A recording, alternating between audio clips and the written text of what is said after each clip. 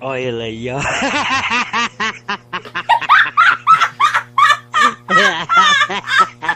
Olha ele aí, ó, velho.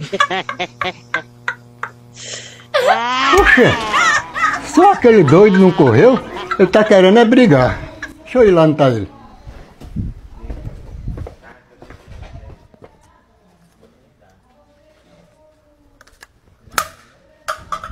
Diga agora alguma coisa aí, seu estrupo safado.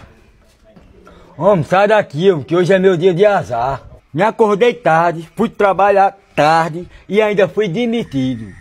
Por isso que eu cheguei em casa cedo e peguei a minha mulher com amante, cara. Aí eu resolvi vir pro bar, pedi uma cachaça, botei veneno e aí você chega na casa e bebe meu veneno. Olha ele aí, ó.